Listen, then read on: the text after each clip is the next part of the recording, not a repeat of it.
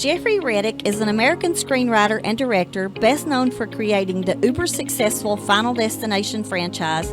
He is here today to discuss his humble beginnings in small town Eastern Kentucky and how he made it big in Hollywood. Please welcome Jeffrey Reddick to my show.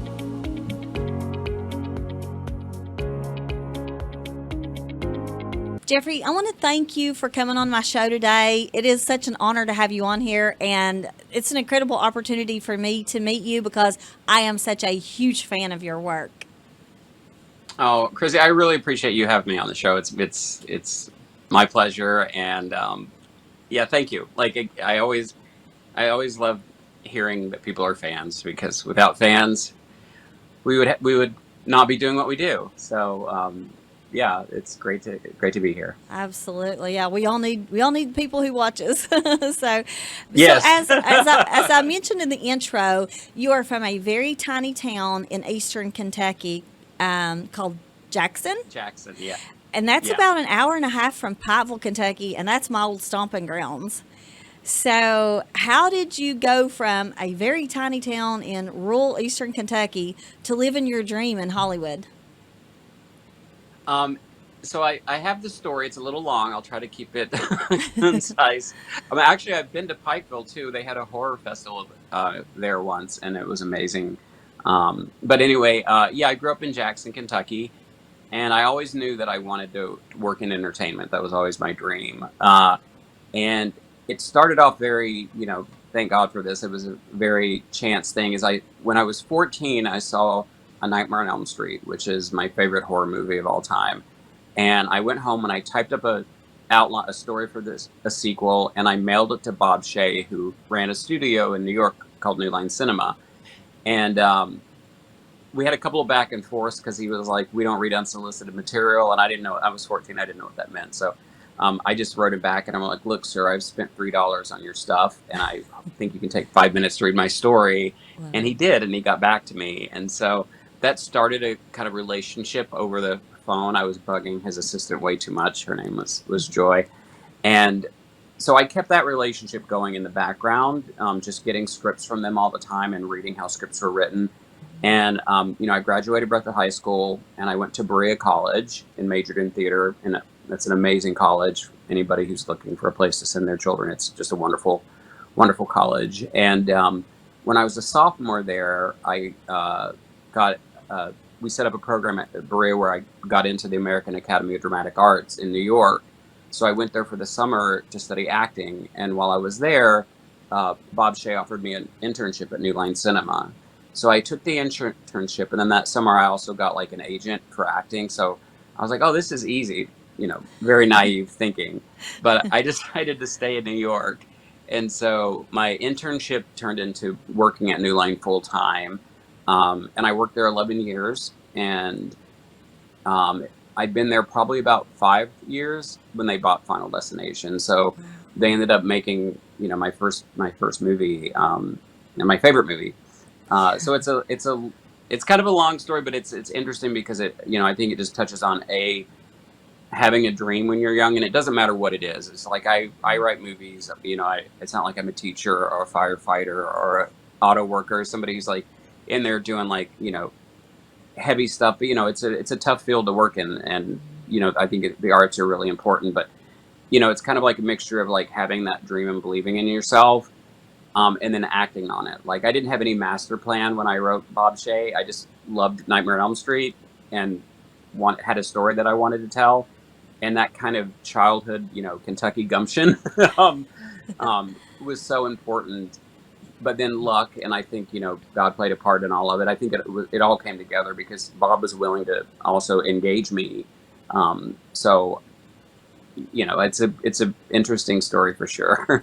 It is, and I read a little bit about that last week when I was doing my research on you, and my question that was in the back of my mind at 14 years old, where did you get the moxie to actually like contact him after he rejected? Initially, they rejected your, 'cause it was unsolicited, and then you were like, "No, I'm Yeah. not having it. I'm gonna like get in contact with this guy." Where did you get that? Where did that come from? I love that. I think I got it from my mom. Well, I don't think I got it from my mom, basically. She was definitely somebody who kind of taught us, that we could, with a good education and hard work, we could do whatever we wanted to in life. And, you know, yeah, it's also just that, I jokingly call myself a hillbilly in Hollywood because I still, I had a lot of moxie back then, and then once you get into business for a certain amount of time, it kind of beats it out of you a little bit. So I try to stay in, I try to remember that 14-year-old who just, I thought I loved the movie. It was all out of love for the movie Mhm. and wanting to tell a story. And my neighbor told me that when I was like 9 years old, she asked me what I was going to do, and I grew up and I said I'm going to be a movie star. So it's just I always felt like this was like I knew it was what I was supposed to do with my life, and so I was kind of polite about it, but I was like, well, I spent like $3 on his movies, so I thought it was a pretty reasonable request. And he Yeah. he actually wrote back and thanked. He said, I appreciate your aggressive introduction, and I read your story, and he was very Mhm. very kind and giving me like encouragement, and also telling me I still. There was work for me to do. Like, Yeah. obviously, I was not a great writer at 14. But to have him to uh, even have that back and forth with you, that says a lot about him as a person. Because Yeah, he didn't have to do that, especially for a 14-year-old kid. I mean, they don't even really have to do it for an adult who's trying to make it in the industry, but especially a 14-year-old. yeah. He could have just said, don't answer the phone. But I mean, for him to do that, that was certainly, says a lot about who he is as a person. So Yeah, and his assistant Joy, she's not with us any longer, but she became like a mother figure to me as well. Like, she would take my call. I would call her. She would like call me collect.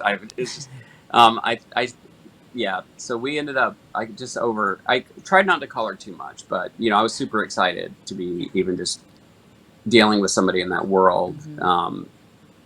And again, when you're young, you don't think, don't necessarily think about it. Like, I'm not thinking about, oh, that I can't, this is a rare thing that he's doing this. But that's why I always try to take lessons from stuff that happened to me, and that's why I always try to be you know as helpful as I can to people. Like, it's just, you know Mhm.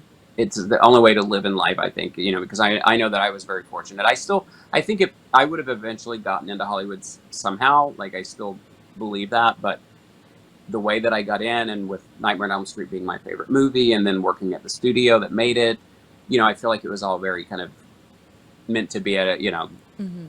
in a, I say that in a humble way, but Yeah. I do think how everything fell into place, like, was, you know, I'm very blessed that he responded like he did. Yeah. Yeah. I think that we share that same, and I called it moxie, but it can be called determination or gumption, like you said, like a Kentucky gumption.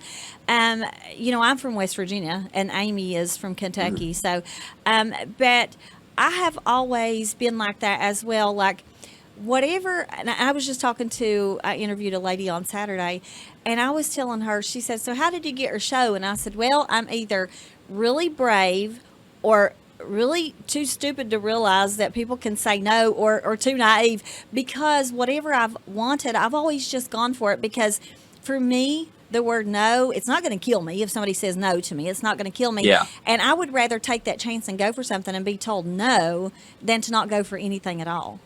And so Yes. my tagline to my show at the very end, I say, remember to always dream big, because big dreams do come true. But first we have to have Yeah. that dream, and then we have to put that dream into action, and work at it. But yeah, so what would you Yeah. say to young people who may watch the show and look at you and go, wow, if he did it at 14, I'm going to do it too? What would you say? Or even people older, my age, I just turned 55, people who are maybe too afraid to go for their dreams, what would you say to them? What advice do you have? Yeah. I mean, I think it's important to, there's a lot of things. What you said is perfect. And that's what I always try to really instill in people is, because dreams are what you would love to do with your life if you didn't have to worry about money. And that was the thing about wanting to even work in entertainment. My mom was like, get a real job. There's no stability there. but I knew, like, I didn't, in my brain, especially as a younger person, I didn't have no in my brain. So when I moved to New York and acting wasn't really working out because, in the early 90s, if you were a person of color like me, there just weren't a lot of roles Yeah. open to you. So my agent was very honest about that. And so I'm like, well, I can either give up, but I'm not going to. But that's what kind of shifted me into writing. So I think yes, finding your dream is important. Nurturing it is important.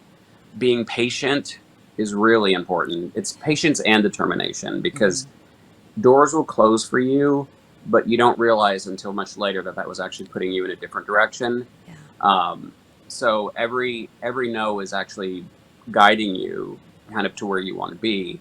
But I think you have to be very clear in your mind about what you want to do that makes you happy. And Mhm. it is very scary as you get older because then you start thinking about financial stuff. This strike was really Yeah. painful for everybody, not just people in the entertainment industry, but everybody that works in ancillary Yeah. industries at the state level. It's very scary money wise. But I think the whole thing about dreams is you're not going after your dream for money. You're going after your dream because it's what your heart and soul really want you to do. Um, and that's why I think it's important, like, to really know what your dream is, because I Mhm. know I do meet a lot of people who, are want to be actors because they want to be famous. It's not because they love Yeah. acting or writing. They want to be famous. Mhm. And if that's your goal, you're probably not going to succeed at it. And if you do have some success, it's probably going to come at a cost because if you're craving fame, that's a beast that can never be fed. Mhm. That's something that can never be fed. But if you want to tell stories, or you want to paint, or you want to draw, or you want to make music, or you want to build things, like, um, it's just really, you have to believe in yourself, and that will attract people to you who believe in you as well. Mhm. Because there's a lot of people out there who that will try to pull you down, um, because maybe they don't believe in themselves, so they kind of Yeah. try to put that off on you. Yeah. Um, so I think practically, I tend to get, like, thinking I'm Oprah for some reason when people ask me stuff like this and ramble. But I think, whether it's in the arts or whatever field it is, do a lot of research. Um, I read a lot of scripts. I never studied screenwriting, but I read a lot of scripts in the horror genre. So I think studying, getting very familiar with other people have what you want, who are doing what you want Mhm. to do, like, study their lives, study kind of their habits and what they did, and always realize, like, also, especially if you're an artist, you've always got to keep room for growing. Like, I meet a lot of people also who are very young, and I love the passion that they have, but they don't have the discipline and the experience, Mhm. and so you have to kind of guide them a little bit more. When you're younger, you have to realize, like, when I was 14, like, my writing wasn't great. When I was 19, my writing wasn't great. Like, my writing still isn't great, but it took me, through my 20s working at a studio and having writing scripts and having them Mhm. rejected, to keep getting better and better and better until we got to Final Destination. Um, so I think always keeping yourself up to growing, but also surrounding yourself with, like, nurturing people is, those are, like, two really kind of important things. And it's never too late. Like, I look at Wes Craven's career because, Final Destination was such a huge success as far as movies go coming out of the gate. Um, I wish I had a quarter of the money that Google says I have. Um, Stupid Google and their net worth search. Um, but, you know, I can't. That was a huge success coming out of the gate, and I actually stayed in New York. I didn't move to LA after I sold the first one. I actually stayed at New Line because I was very much comfortable there, and it Mhm. wasn't until I sold the story for the second one that my boss was kind of like, "I love you, but you're a professional writer now. Like, you got to leave the nest, buddy." So I understand what it's like to, like, not want to step outside of your comfort zone. Mhm. And that's probably one of my only, it's not even regrets. It's just, I know if I'd have moved to LA the minute I sold that first one thing, it would have done a lot for my career. So Mhm. that's one example of where staying comfortable kind of held me back. Um, but I always look at Wes Craven's career because he didn't really have success until his, late 40s, really, with Nightmare on Elm Street. Yeah. Um, and he's, like, my idol as far as, like, the person that he was and, like, the movies that he made. So, Mhm. you know, you're never too old to start pursuing your dreams. Like my mom lived to be 97. So, Wow. and she had her mind about her. She did puzzles all the time, sitting on the porch, doing puzzles. So she lived to be 97. And so I'm like, you know what? I'm like, no, I'm halfway there, I'm only halfway through my life. Like, so it's not Yeah. like once I hit 50, I'm like, my life is over. It's not. Mhm. It's just a brand new halfway point chapter. But also if you're young, that passion and that belief that it can happen is so important to hold on to. Mhm. And that's the thing. Once you get out in the world starts chipping away at you, starts chipping away at that kind of 100% belief that you can do it. Yeah. Yeah, listen, there's so much that you said that I completely agree with, and it's true. And I've always been, like I told somebody the other day, I've always been a dreamer. And I don't Yeah. know if that's really good or if that's detrimental because, like, but alongside my dreaming, I've always worked as well because, you have to eat, right? You got to work to eat. So I've always worked, but I've always kept my dreams in my heart and in my mind. And I knew that one day I would be able to go after my dreams, but I think that you have to, if that's what you want, you have to hold on to them. And I agree too with what you Mhm. said about fame. Um, like me and Amy are authors. We both write books as well. And I told her, I said, Amy, we publish on Amazon. We're indie authors. And I told her, I said, we don't do it to get rich. We do it because we want to tell stories. And actually, my last children's book, I have a series of 3 kids' books. The last one was out for over a year on Amazon, and I didn't even advertise it because I write just because I want to tell a story. And then after a Right. year, I thought, well, I need to probably advertise this on Facebook to my friends. And then they started selling a little bit, but I write because that's what my passion is. That's what I do. And Yeah. and so for me to set out to write a book to go, I'm going to be the next Stephen King. I don't do it for that. I don't look at it Yeah. that way. So, and I had a guest on a couple of months ago, and he's a singer, and he said, because I said, do you want to see your name in lights? And he said, that's not what's important to me. He said, what's important is Yeah. that people connect with my music and my songs, and he can touch people. So I'm so glad that you said that because that stardom is not what we should be striving for. We should be striving to fulfill that purpose that we feel inside that we need to fulfill. So, Yeah. And that, yeah. that chase for fame well, first of all, Hollywood especially, it's an illusion. It's when I moved out here, I saw the Walk of Fame and the red carpets at the premieres that look so big on TV. And I'm like, oh, the Walk of Fame is really dirty. And the red carpet's only a couple of feet long. And the cameras are only on that couple of feet. And it looks Hmm. like on TV, it's like this whole block is like, Yeah. so there's a whole illusion about Hollywood. Yeah. Um, and, I think that's what's interesting for people who want to be in entertainment now is, with the technology, you can shoot a movie on your iPhone. Hmm. Like you can buy lenses and like feature lenses to put on your iPhone and Hmm. shoot. So people have a lot more options to learn and be creative with, the tools that are out there now in Hmm. any field. Like you can go on YouTube and find videos about any specialty that you love. Hmm. So there's a lot more opportunities um, for you to learn and absorb information at a younger age, Yeah. um, but also to get your work out there as well. And you will find fans that love your work. It's interesting. Like some of the most, like I did a TV movie before Final Destination, and wasn't very good. And I'll have the random person that comes up and is like, "That's my favorite movie of yours," and I'm like, "Okay, that's awesome."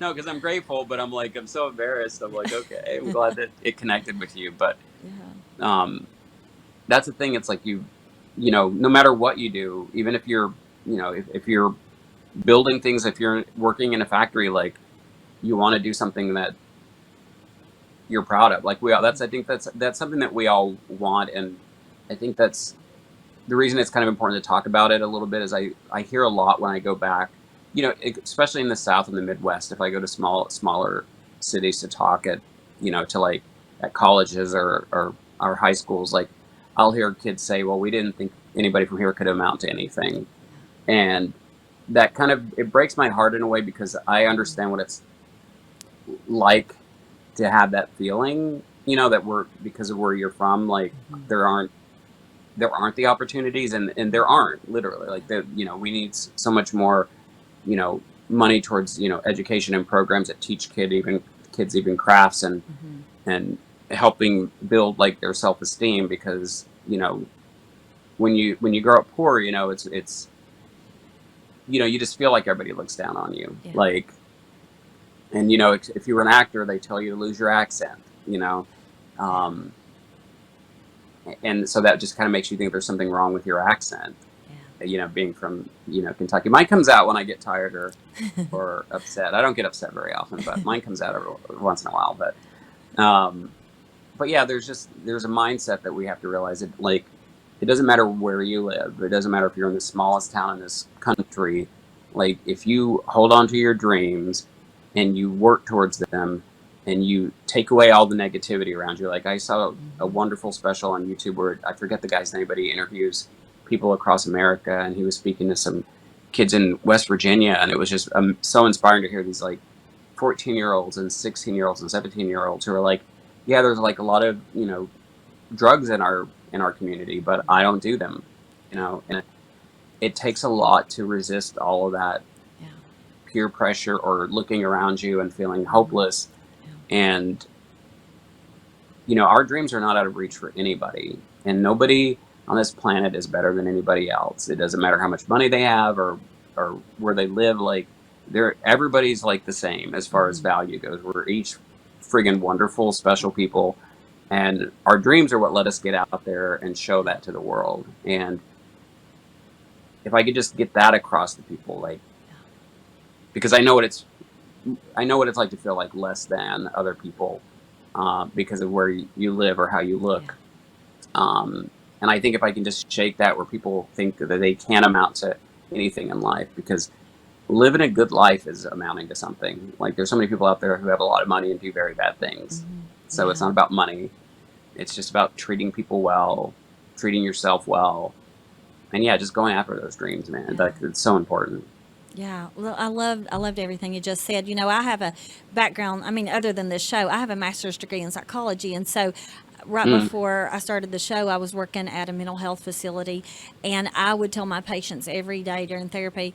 I tried to drill that in them because they had terrible mental illnesses, and first and foremost, they felt terrible about themselves. They had no self-esteem, and I was like, if I can start with that foundation to help them build their self-esteem and believe in themselves. And I would tell them all the time, I'm like, you have value because you're a human, not because Mm-hmm. your mom or dad has money or because you drive this or because you work there, but just because you're a human. We all have value as humans. And so I would watch, they would stay at least 30 days, and sometimes 60 days, but I would watch as they would change and evolve. And that made me feel so good to be able to have that, a little bit of input every day and help to bring them up out of that, because they did feel bad about themselves. And I also agree with what you said about like the accent. So when I first started the show, I mean, listen, I'm country, and I thought I had to, I thought I was going to have to try to, like, I don't know, do a customer service voice or whatever.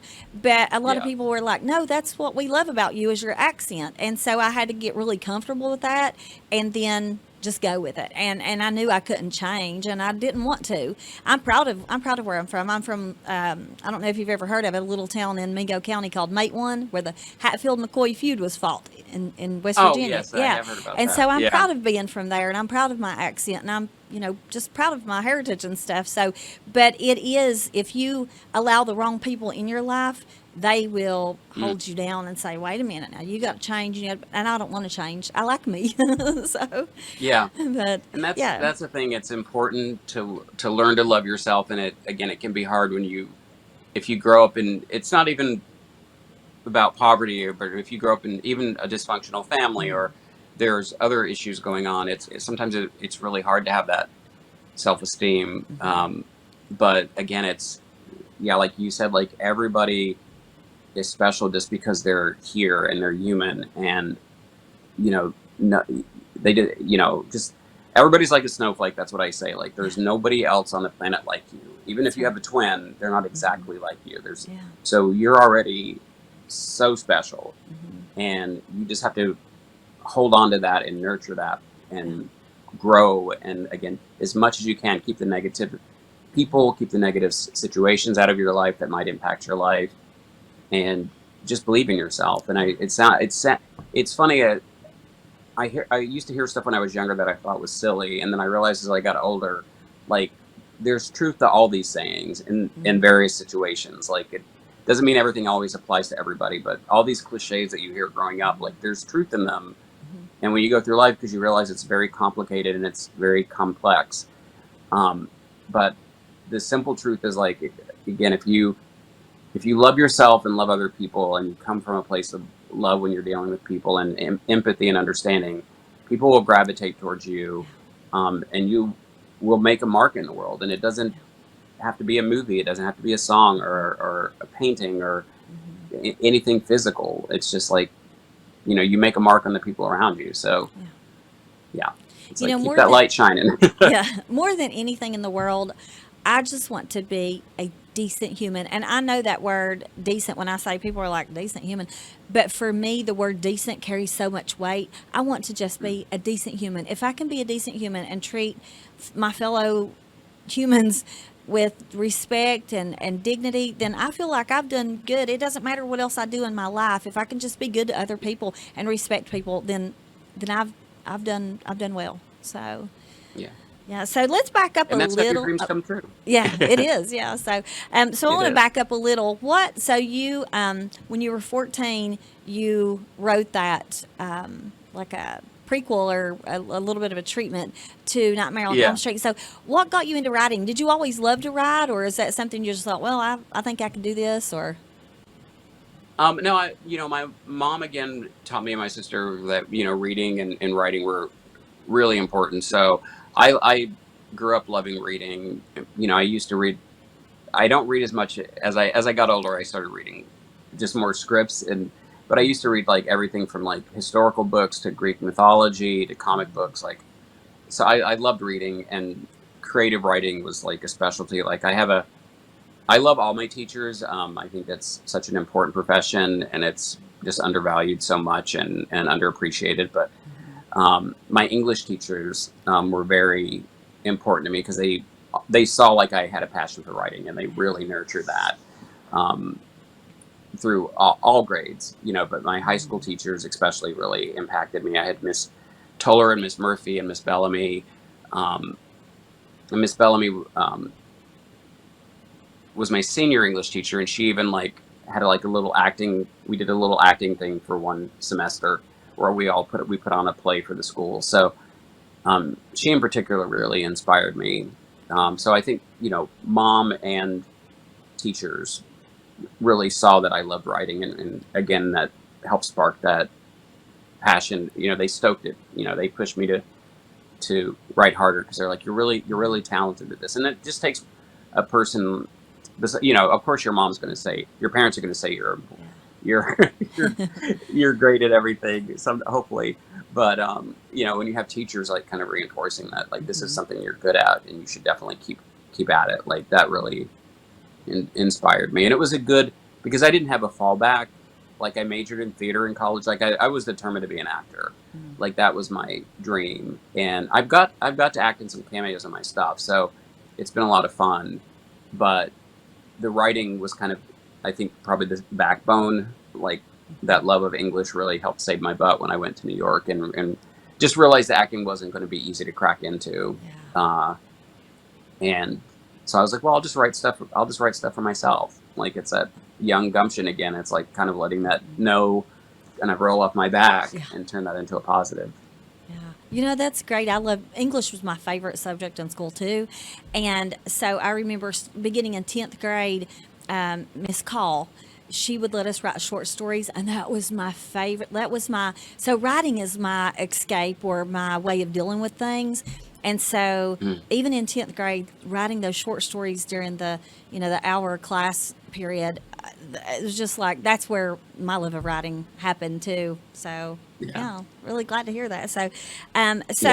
I was going to ask you, who were your influences growing up? So it's Wes Craven, and then your teachers, and so anybody Wes else in particular? Craven, um, Wes Craven, Stephen King. Stephen King is another huge writing influence on me.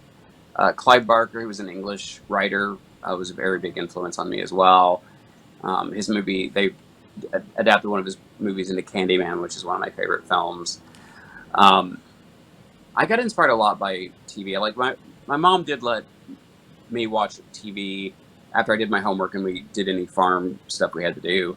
Um, so a lot of my influences are like horror people because she was like, well, I don't like it that you're watching this, but at least you and your friends aren't getting in trouble. Like I know where you're at. You're at Calvin or Tony's house, and you guys are watching these stupid horror movies, so you're not getting in any trouble. So okay, I'll let you watch Yeah. them. So George Romero was a big influence on me as well. Um, yeah, just yeah, those were kind of the big kind of creative influences on me. Uh, yeah. Yeah, good. Listen, I grew up watching. Um, well, I think the first scary movie I ever saw was Jaws. I was probably like 10 or something. And that was scared me to death. And then like Halloween and Friday the 13th, all of them, stuff like that. I grew up on that stuff too, and I loved it. I love that horror stuff.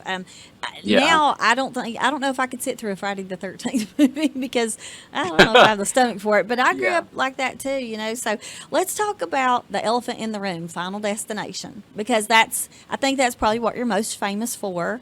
Is Final Yeah. Destination. So, um, For now.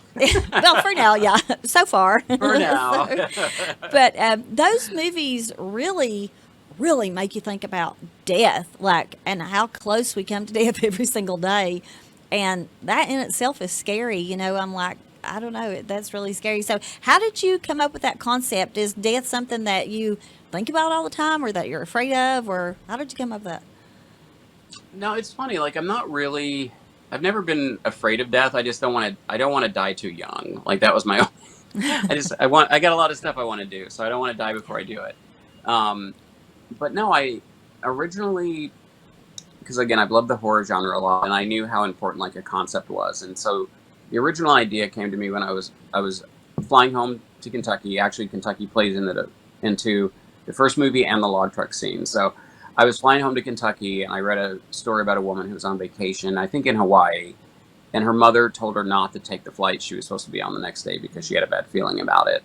So I was reading this story on a plane back to Kentucky, and I was like, oh, that's interesting. She kind of missed death in that, and so that kind of put the seed of the idea in my head. But like anything creative, like it percolated over time, and there was a point when I was trying to get a TV agent where they're like, well, write something that's, write a spec script, which is a script based on something that's on TV. So I wrote a spec episode for the X Files, which was like my favorite show at the time, and I used that idea as a setup with Scully's brother having a premonition, and death comes after them when they cheat death, and they think her brother is the killer.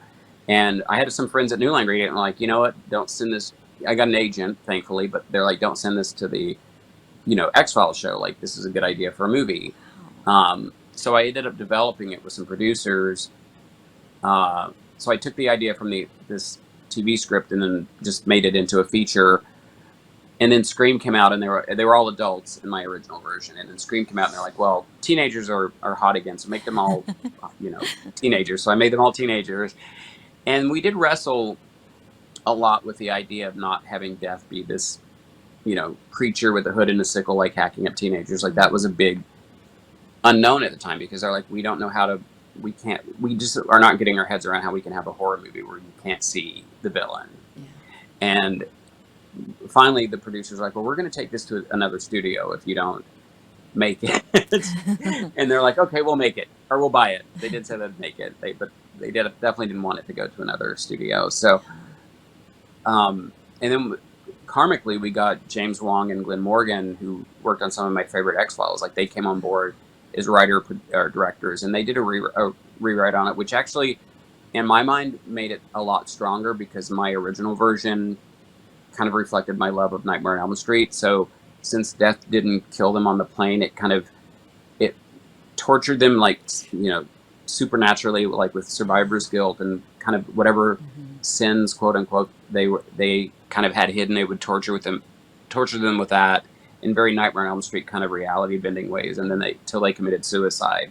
So that was a little too dark for the studio, and so James and Glenn came up with the Rube Goldberg kind of mousetrap device. So I think that I'm really glad they did that, because I think that actually made the movie more relatable to people who aren't horror fans. Like, I think Mm, my version absolutely would have been like a horror kind of thing that everybody loved, but yeah. I think by making the Rube Goldberg, taking that aspect of it, um, just made it more just relatable. So a lot of people that watch it aren't horror. Like, I do get a lot of like, I'm not a horror fan, but I like these movies. Yeah. Um, so Yeah. So let me ask it's you a been. question. I'm sorry. Mm-hmm.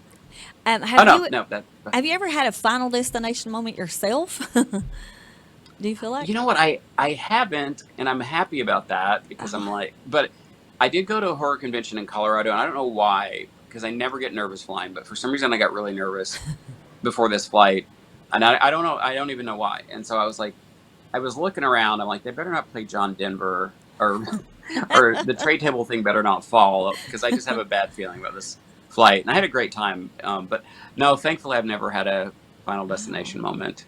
Yeah, I think I've had all kinds. I really do. I think that my biggest one was, I think, well, in 2020 I had stage 3 breast cancer. I think that was like a Final Destination moment, and I survived. But I'm telling you, it's in the back of my mind. It's coming for me again. I think that's like something that cancer survivors probably fear the rest of their lives. It's coming back. So I'm like That is, that's going to come back and get me one day. But I think that's my Final Destination moment. So yeah. yeah. But Well, so go congrats on, it's a, I know it's a hard battle, but congrats yeah. on being a Thank you. survivor. And Thank you. yeah, Yeah. it's not going to come get you. Yeah, good. Yeah, and you know what? I've made up my mind, and I think that you have to do this as a survivor. You have to make up your mind to, if I wasn't living before that, I'm living to my fullest now. I'm taking Yeah. advantage of every opportunity. Everything looks different. The flowers are brighter. The clouds have more definition. So things mean a lot more to me now in the last 3 years since Yeah. since I beat it. But and I'm like, you know what? If I go tomorrow, if I go in 10 years, I will have lived a good quality of life for the since I beat it. So and that's all I want. That's all I Yeah. want. So. Yeah, so in the first movie, Alex was trying to find out who was next, and that really got me. I was Yeah. like, "Dude, why are you trying? Like, just go with it. Just forget about it and go with it." So, do you think Yeah. that you would want to know your time, or do you think that's something you don't want to know? That's interesting, because I've certainly thought about it, and I kind of have a very politician's answer. Well, I would like to know about it if it's a long time from now, but if it's not a long time, then I don't want to know about it. So, talking out of both sides of my mouth. Um, yeah, I mean, yeah, I don't want to know. Yeah, Yeah, yeah, yeah. I don't think I I'm do just, either. again, because I think a lot of it, and I think I learned this from my mom, because she had a tumor growing around her spine that the doctors had misdiagnosed for probably 10 years. Like, it was just criminal that nobody caught it. And then her friend called her one day and was like, I was just watching the Wheel of Fortune. I think it was Wheel of Fortune. It was some game show that she was watching. And she's like, this local doctor commercial came up, and I just thought you should see him. So mom went to see him, and he's like, if we hadn't caught this tumor, like, you would be paralyzed and dead in like 3 months. Like, it was that Wow. serious. So she was in her 80s when she had surgery for that, and they basically told us, like, you know, there's a really, really big chance that she's not going to pull through the surgery, because at her age, most people don't, because they had to put her under and everything. So she pulled through the surgery, and she's like she's definitely the strongest one I've ever met. But she pulled through the surgery, and she was recouping, and then they said, well, she's probably not going to walk because of the surgery. So she started walking again, Wow. and then the nursing home kind of dropped her. They this guy was walking her and another patient, and they were only supposed to be walking one at a time. And the other patient started to fall, so he let go of mom, and she fell. So she broke her hip in like Oh, 4 places. gosh. And then they told us that after that, like, she won't live long, because at her age, people don't. Once their hips are broken, a lot of them, they just lose the will to live. So I saw in my mom like this will to live that I've never seen in anybody else. Well, I have seen it in other people. I shouldn't say that, but I saw in her, like, it was her will that was keeping her alive. Obviously, I think her faith kept her alive as well, but her will was keeping her, like, alive. because she could have just given up at any Yeah. point. And then it got to the point when she was 97, she had a couple of heart attacks, and unfortunately, it was like she was going through so much, had so many surgeries back to back that, you know, I she held on till I got back to Kentucky. Like my sister was like, "You need to come back and see her," and so she held on, and I landed in Kentucky and got to the hospital and got to say that it was okay for her, like that me and my sister were going to be okay, and then she passed away like maybe an hour later. Wow.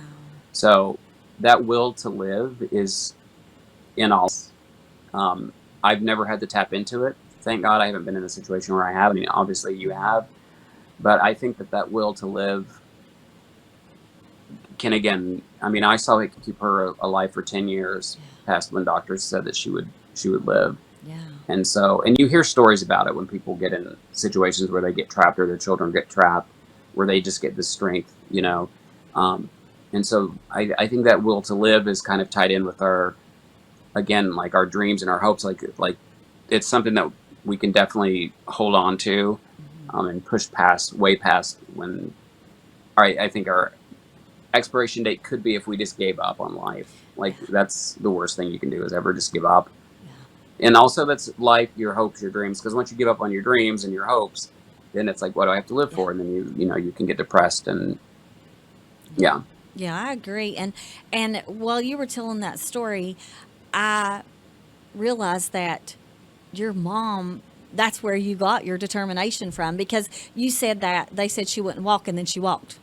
And so, Yeah. like, she had that determination. So that's definitely, like you said in the beginning of the interview, you got it from your mom, and I can see that now after hearing that story. So, Yeah. yeah, And she was in her 80s when all this happened. So again, wow, like that will to live and that, strength doesn't go away with age. yeah, Um, so that again, that's why I always say it's never too late.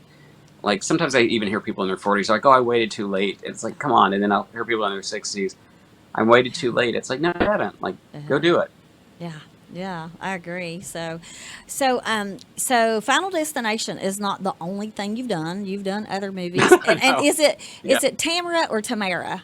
How's that pronounced? Tamara. Tamara. Okay, Tamara. and Yeah. Day of the Dead, The Final Wish, The Call, and these are all horror movies. I noticed those are all horror movies. So, and you said a while ago that horror was your favorite. So, is that the only genre that you'll work in, or are you open to doing other things? Or No, I love just telling stories. It is funny during COVID. I definitely a blessing during COVID, but I actually worked on two animated children's series. So I went from writing horror to writing like one was a little kind of spooky, but it was like super YA spooky, like super young kids. Like it was called A Tale Dark and Grim, and then I worked on another animated show. They were both on Netflix, called Samurai Rabbit, which was based off a Japanese manga called Usagi Yojimbo. Um, yeah, and the first show I worked on, A Tale Dark and Grim, we actually got nominated for like a kids Emmy, so that was wow. really cool. Like the first time I stepped out of my comfort zone, it was fun. I had so much fun writing it. So I do want to write other stuff, but there's a part of me right now where it's like I still want to write. I got to get one more horror movie out that I've written that I'm in control of. That I don't, with Final Destination was a big studio film, and I've had a lot of films that I love come out after that. But you obviously with the studio film, when you've got like a $20 to $40 million budget, there's a lot of creative leeway that you have that you don't have in the independent world. So Yeah. I want to write one more film that I have control over on how it's made, um, so that I can have that final. He wrote Final Destination, but he's now known for this. And then I'll write in other genres. Like I definitely will write. I just love writing. Yeah. Good. I hear you talking, Steph, and it seems like to me that you've had such I say like a blessing on your life as you've gone along, because the way that you described it, I mean, at 14 you wrote the founder of the studio, you developed a relationship and a friendship with him, and then you got the internship, then a few years later you had your movie made, and I don't want to say it was all like peachy keen for you like all those years. I'm sure you had some Yeah. hardships, and I'm sure it took time. It wasn't an overnight thing, but it does seem like it flowed fairly well. Is that true? I mean, it seems like you have a blessing on your life almost. So, do you? I feel like I do, and I feel like probably anything. There were a lot of hardships that I definitely faced. There were I'm not gonna, not to get too serious, but I definitely career wise I had to face, like, there was racism and there was homophobia that I faced. But all that being said, I think I was probably my own worst enemy, as far as like, once you have something that really successful and then you're trying to chase that again, um, it puts a lot of fear into you, and then you kind of start coming from everything from a place of like fear and uncertainty. I quit drinking like almost 16 years ago, so I Wow. I talk about that to people because I think that addiction is something that a lot of times we use to like fill that void when we're Mm-hmm. not happy in our lives, or Yeah. when we don't want to deal with pain and stuff like that. So addiction comes in so many different forms, and I've Mm-hmm. seen it impact not only so many friends and family, but just people that I'd meet. So I think it's always important to just acknowledge that, you know, uh, you know, I, I quit drinking 16 years ago. So, um, I'm a sober man. And so I think my alcoholism probably did a lot to like dim the light in me, is the best Mm-hmm. way to probably put it. Like, it's not like I would, go into interviews drunk or anything like that, but I was very good at like managing at least the work stuff. But Yeah. my inner life was like really clouded at that time. So, getting clean, and, that's why I also, I think that's something important that kids need to hear about, is like, I never want to come across as preachy, because I know nothing turns anybody off Yeah. more than being told what not to do. But Mm-hmm. the best way that I describe it is, because I didn't start drinking until I was 21. And as I did research after I got sober, most alcoholics, like, are alcoholics, they start drinking much earlier in life. So they're like, if you make it to 21 and you Mm-hmm. haven't drank, then the odds of you being an alcoholic are like 1%. I'm like, well, of course I had to beat that odd. um, but I just tell young people, like, because I do meet a lot of young people who don't drink or smoke or do anything. And I'm like, look, you're happy and you are in control of life right now, and you can enjoy life right now. So don't add anything to that, because if you add alcohol, then it becomes a thing where it becomes like part of the enjoyment. Like, well, now I have to have a drink to have a good time, Mm-hmm. and that can, build into like, now I need more and more drinks. And then if you try something else, then you're like, now I have to have that to have a good time. Yeah. So I try not to just be like prudish about it, but it's like, when you're young, you enjoy life without any of that stuff in your system. And then once you start adding stuff to your system, Mm-hmm. then that does become a part of what you need to enjoy life. So why start adding crap into your body Yeah. that you don't need? Because there's a big probability you will get addicted at some point. Yeah. Like, if there's a big probability, it's not Mm-hmm. it's not mind over matter. Like, there's still a lot of stigma around addiction, that it's about willpower. I mean, even my mom, I adore my mom, but she never understood, because she quit smoking. She smoked like a chimney too, and still lived to be 97. But she smoked like a Wow. chimney up until about, I think, 60, and the doctor was like, "You need to quit smoking or you'll die." And she quit cold turkey. So she never understood like how I couldn't just quit drinking. Like, she Yeah. never understood that part of addiction, that it's not about willpower. And I think, again, there's still a Mm-hmm. stigma that we absolutely need to get out of society, that if you're strong-willed, or if you're a good person, you won't be an addict. Like, that's Yeah. not how it works. No.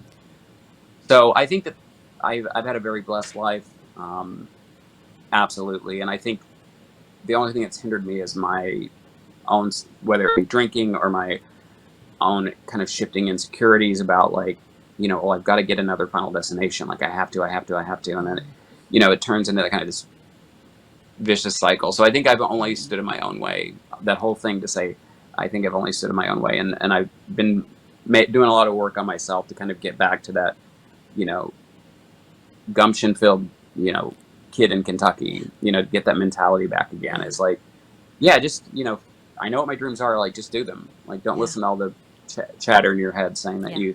you can't, or you're not good enough, or, yeah.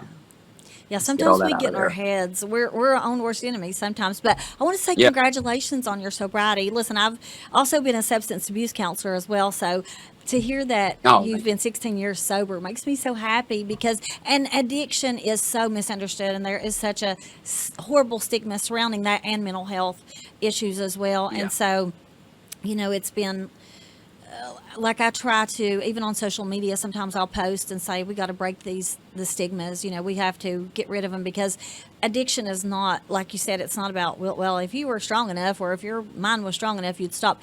It's never about that. There's always underlying Yeah. issues and stuff. So, but congratulations. I'm really happy for you for being clean for 16 Oh, thank years. you. So, yeah. So, my next question is going to be, in either your professional life or your personal life, what are you the most proud of that you've done? Um, that's so funny. I would say in my personal life, I'm probably just most proud that I've never screwed anybody over to get ahead. And I don't think that just relates to the entertainment business. I see it in all forms of business. I've definitely tried to lead my life, and this is probably, my religious background as a Baha'i. Like I've tried to lead my life by like being of service to people and like helping them. Um, so I think you'd be hard pressed to find anybody that has anything bad to say about me. Especially that knows me. Like somebody that maybe doesn't know me might have a lot of bad to say about me. Um, but I sleep well at night knowing that I have, Yeah. you know, always tried to operate from a place of integrity and treat people with respect. And so I've never screwed anybody over. I've never hurt anybody intentionally. Like even if I have hurt somebody unintentionally, I've apologized for it. That's another thing about sobriety. But yeah, I think that's probably the thing I'm most proud of is not the movies. It's like you said, it's like if I were to die tomorrow, like the people that have met me would at least be like, that was a decent human being. Yeah. So yeah. Yeah, good, good. I love that. And one of my top values is integrity. And that's what I would tell my Yeah. patients. I'm like, if you have integrity, like that's everything to me. I mean, I felt like it was. So tell me, before we go, do you have anything on your professional bucket list that you want to do that you haven't done yet? Yes. I have one script that I want to direct before I die that I've held on to over the years. Um, uh, so that one I want to direct. Um, I want to get back into acting actually. So I'm putting that back out there as in the world is because again that was a dream that I kind of swerved into writing to kind of fulfill. And so I definitely want to act. Probably not going to end up in a Marvel movie. That would have been fun. Um, You never know. You too never old. know. When I was a kid, I wanted to be in Teen Beat, but I'm not a kid anymore. But maybe I can be like a centerfold for like AARP. But yeah, I think getting into acting would be great. I've been very I haven't met Stephen King yet. That's the Wow. one. That's the one that's gotten away from me so far. And he actually likes Final Destination. Like he said in an interview that I kept kept like it was one of his like favorite movie, like top 10 movies or something like Yeah. that. And I'm like, oh my god. So I haven't got to meet Stephen King. So I would like to meet Stephen King and Oprah. Yeah. Yeah. And growing up. And yeah, I just want to, I want to direct, and I'd love to. My ideal goal is to have my own production company where I can also make other people's films because I meet so many talented writers and actors and directors and just so many artists that I'm like, I wish I could help you. I Yeah. wish, I wish I had it. So I'd love to someday have like a production company that's funded where I can like really just help other people make their projects. Yeah. Um, so That's great. That would be that's not that would a be that's great. not a super huge bucket list. And world peace, that old thing, world peace. Hey, listen, But you can make three of those happen. You can meet Oprah, you can meet Stephen King, and you can have your own production company. The world peace thing, I doubt it. yeah, yeah, So, but those other things, they're doable, and dream big, they right? are, they are. So, Yeah, listen, I want to thank you so much for taking time out of your schedule to come on my show. I appreciate it. Listen, of course. I'm a little teeny show in Pigeon Forge, Tennessee, and on Severe TV, and they gave me a chance, and so it's been so fun talking to you, and I'm so glad that Amy kind of knows you and that she was able to set this up Yes, for me. So I appreciate it. absolutely. And I And listen. You're the reason I go around log trucks. I don't travel behind log trucks. So thank you for that. I like to think I've saved lives as opposed to traumatizing people. Yeah, you know what? I think you probably have, because, like, when I see a log truck, I'm like, nope, not doing it, not doing it. And Yeah. I try to get out of there as fast as possible. So, yeah, but thank you so much. I appreciate you coming on Oh, today. it's been my pleasure. It's been So, absolutely wonderful. Thank you for having me on yeah, the show, thank and have you. me, I'll come back, have me back sometime. Yes, I will. I would love that. Absolutely. Yeah, maybe, Okay. maybe I can come out to LA and we can hang out. So, That'd be awesome. That'd be yes. awesome. So, well, thank you All all for right. joining me today. I know you've loved hearing Jeffrey talk about his movies as much as I have. And tune in again next week for another exciting guest. And remember to always dream big, because big dreams do come true.